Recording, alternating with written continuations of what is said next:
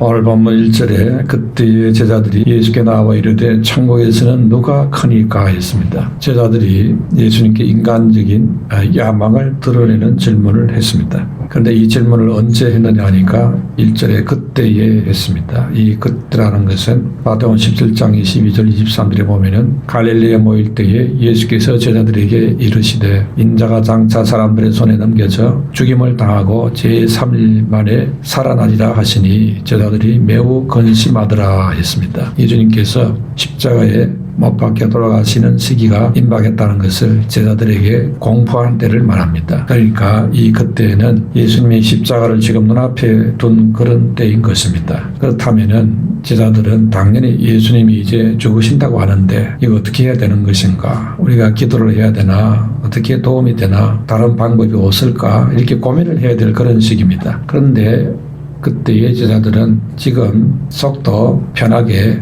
천국에서 누가 크냐 이 문제로 논쟁을 하고 있습니다. 이게 세상 사람들의 일반적인 관점이라는 것을 보여주고 있습니다. 옆에 사람이 쓰러져 죽든지 무슨 어려움을 당하든지 내가 성공하고 출세하고 잘되고 이런 관점인 겁니다. 세상에서 크게 되고 출세하기 위해서는 수단 방법 가리지 않고 되면 되는 것이다 이런 생각을 많이 합니다. 그런 목적으로 공부하고 노력하고 있습니다. 이렇게 세상에서는 저마다 사람들이 크게 들이는 야망이 있습니다. 예수님 제자들도 그 범주에서 별로 벗어나지 않고 있습니다. 예수님께 지금 교육도 받고 훈련도 받고 있는 중입니다. 그런데도 아직도 세상 보통 사람들처럼 되려고 하는 이런 병적인 야망을 못 버리고 있습니다. 마치 병으로 죽어가는 아버지 병상 앞에서 자식들이 아버지가 죽고 나면 누가 더 많은 재산을 상속받을 것인가 논쟁하는 것과 같습니다. 어떻게 하면 아버지를 살릴 수 있을까 걱정하는 자식이 없다는 거지요. 지금 예수님이 죽음이 임박한 상황입니다. 그렇다면 제자들이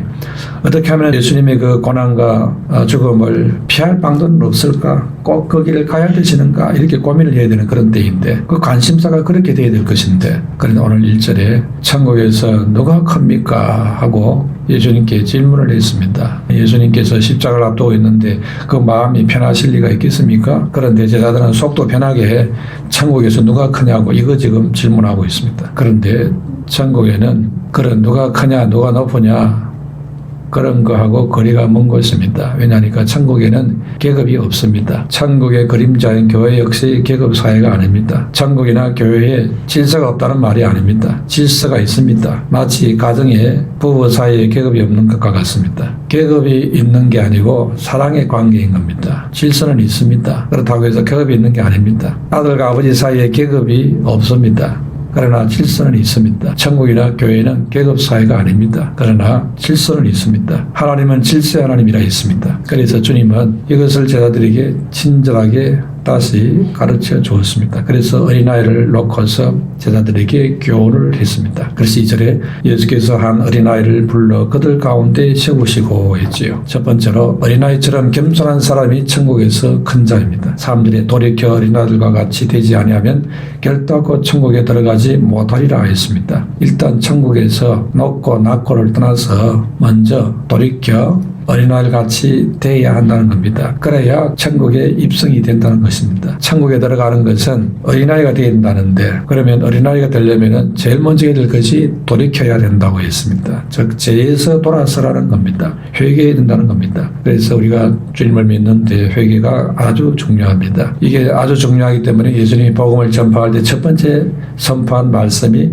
회개하라 천국이 가까우느니라 했습니다. 우리 사람에게 있는 이 죽음의 고통의 문제의 원인이 바로 하나님을 떠난 죄에 있는 것입니다. 이걸 해결해야 천국에 들어갈 수 있습니다. 자기의 죄에 대한 회개 없이 천국에 갈 수 없는 겁니다. 하나님은 죄와 상관하지 않으시는 거룩하신 분입니다. 그래서 진정한 의미의 회개라는 것은 우리가 죄의 방향에서 하나님의 거룩한 방향으로 돌아서는 겁니다. 그 죄의 길을 뉘우치고 돌아서는 겁니다. 예수 그리스도의 십자가의 대속의 은혜를 믿고 죄에서 돌이키고 회개할 때에 죄사함의 거룩한 축복을 받게 되는 겁니다. 그래야 거듭난 하나님의 자녀가 됩니다. 이렇게 해서 거듭난 하나님의 자녀가 될 때에 바로 영적 순전한 어린아이가 되는 것입니다. 그리고 이 어린아이는 부모가 최고인 줄로 알고 있습니다. 아이에게 있어서 내가 높으냐 낮으냐 이게 중요한 게 아닙니다. 부모님이 가장 중요한 것입니다. 부모는 어린아이 눈에 가장 위대해 보입니다. 어린아이는 부모님과 함께하면 모든 문제는 다 끝나는 겁니다. 든든하고 행복해 합니다. 크고 작고가 지금 중요한 게 아닙니다. 우리가 예수 믿게 되면 하나님에 대한 우리의 믿음이 어린아이 같이 되어야 한다는 것입니다. 우리에서 지금 크냐 작으냐 이게 문제가 아니고 내가 주님과 함께하고 있다 이러면은 그런 게 문제가 안 된다는 겁니다. 왜냐하면 하나님은 능치 못할 일이 없는 전능하신 분이시기 때문입니다.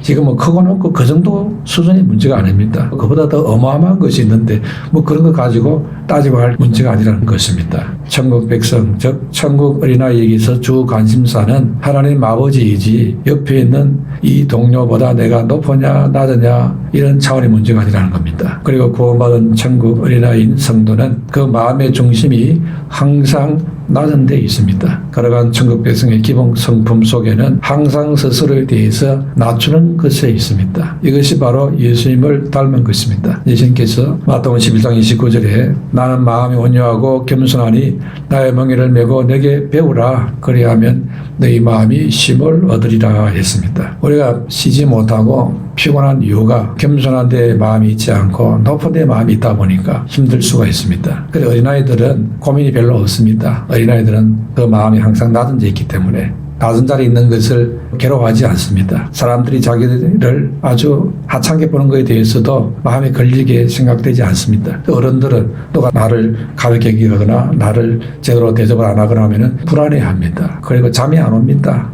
엄청나게 신경이 쓰입니다. 그래서 예수님께서 우리 보고 나는 마음이 온유하고 겸손하다. 그러니 너희들도 이걸 배워라. 그러면은 세상 사는데 편해질 것이다. 쉬울 것이다. 이렇게 말씀하고 있습니다. 3살, 4살 순수한 아이들은 그 옆에 있는 아이와 비교하는 그런 것이 별로 없습니다. 비교가 없으니 당연히 내가 높으냐 낮으냐 이런 것에 대해서도 관심이 없습니다. 그래서 이런 어린아이 상태를 겸손한 상태라는 겁니다. 근데 나이가 들면서 어른이 되면서 변절이 옵니다. 그래서 그 순수하던 것들 다 도망가 버리고 자꾸 옆에 사람과 비교하고 괴로워하고 무리해서 이기려고 하고 합니다. 또 나쁜 짓도 하고 이러고 있는 것입니다. 이게 우리 사람의 참 이상한 방향으로 변질되는 모습입니다. 유대인 교육이 뛰어난 이유가 우선 아이들끼리 서로 비교하지 않는다고 합니다. 그래서 너는 왜 누구보다 못하냐 이런 말을 안 한다는 겁니다. 그런데 우리는 가정에 잘못된 교육의 관행들이 많이 있습니다. 위협하는 방식으로 하기도 하지요. 한 번만 더 그래봐라 이러면서 위협합니다. 비교도 합니다. 아니 저 애는 안 그러는데 너는 왜 그 모양이냐 이렇게 따지지요.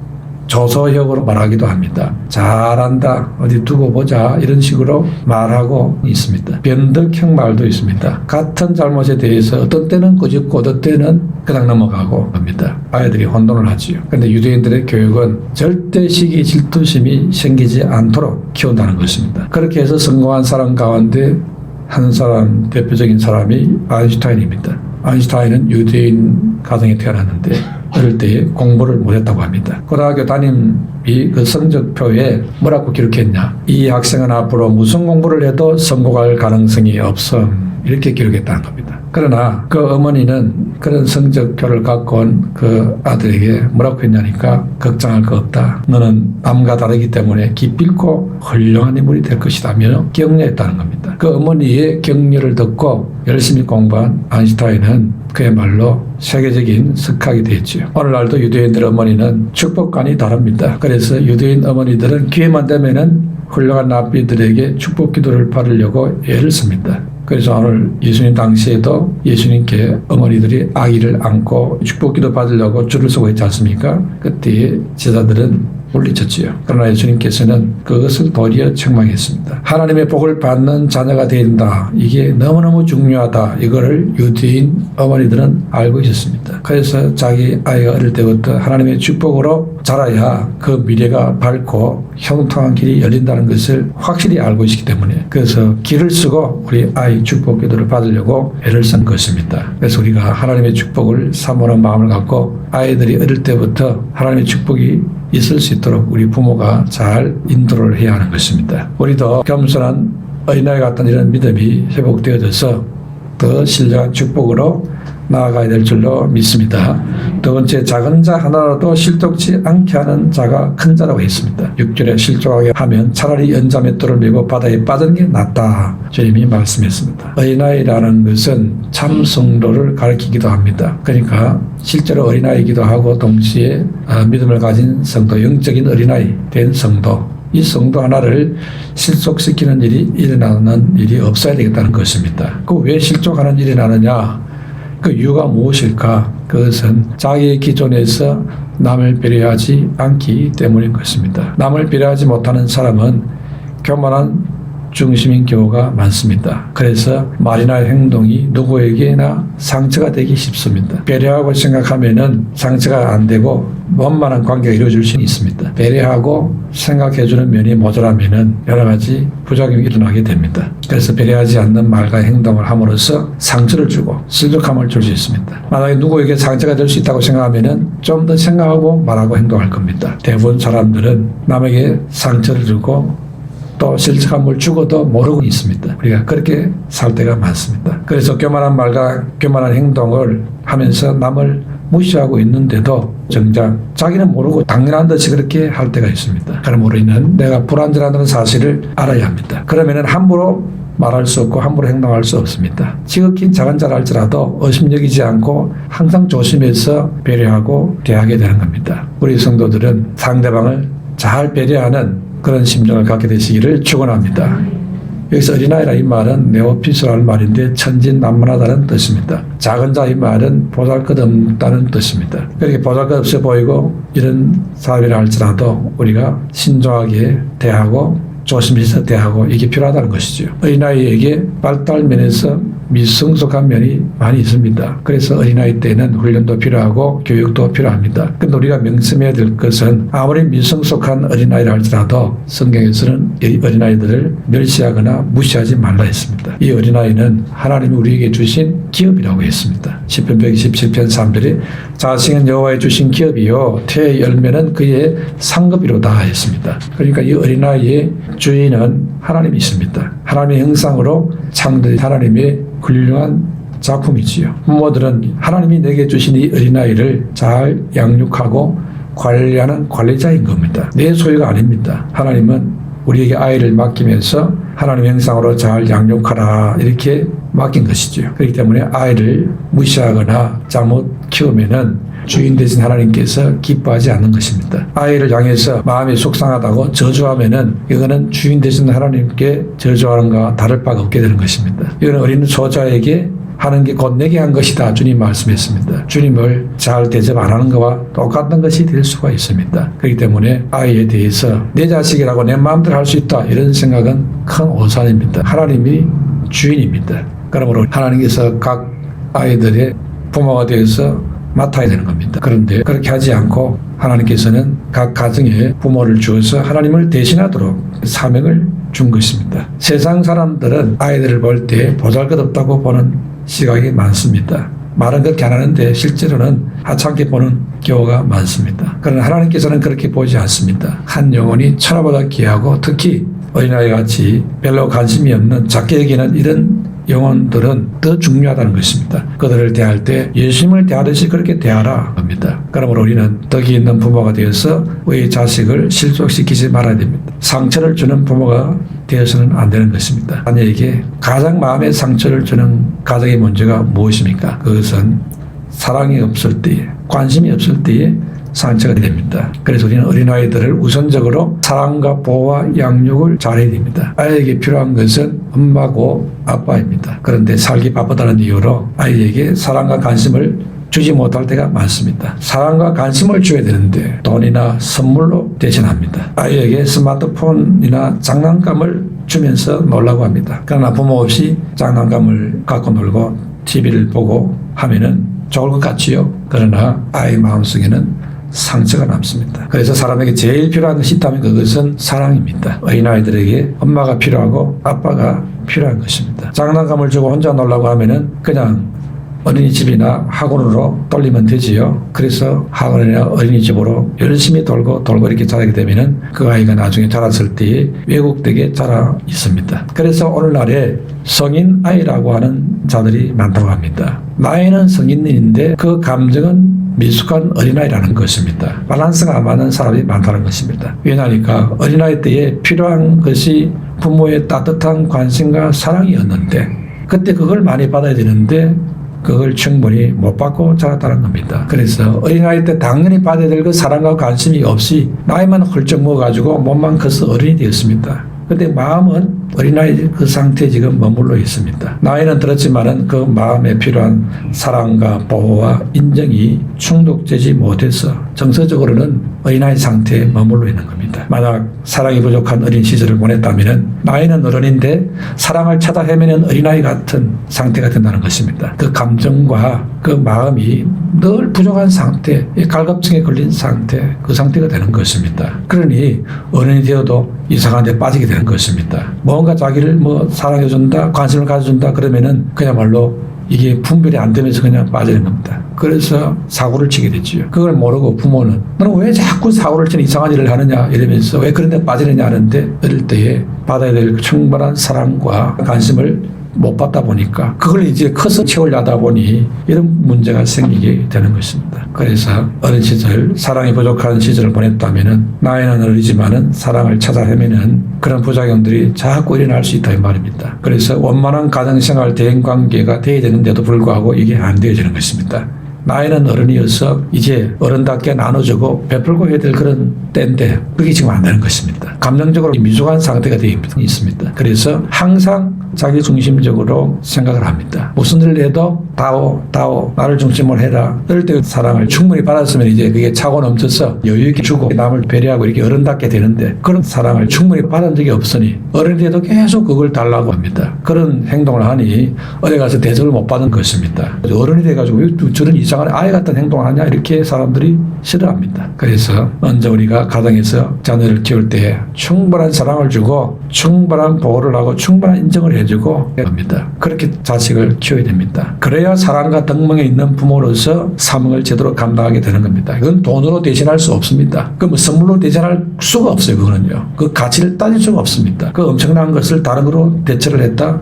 그 자녀의 미래에 엄청난 시한폭탄을 안고 갈 수도 있습니다. 그러므로 우리는 가정에서 자녀를 진정으로 사랑을 하고 보호를 하는 그런 부모가 되어야 됩니다. 그럴 때에 주님께 칭찬을 받습니다. 그런 부모가 주님 보에 갔을 때에 큰 사람이라 인정을 받는다는 겁니다. 작은 소자를 잘 키우고 잘 대했을 때 부모로서 아이를 잘 키웠을 때에 처곡하면은 주님께서 네가 나를 너무너무 잘 대해줬다. 너무너무 나에게 많은 사랑을 갖고 많은 관심을 내게 줬다. 이렇게 말하는 것입니다. 그게 어릴 내 자녀에게 이렇게 했는데 그게 주님께 한 것이 된다 이 말입니다. 할렐루야.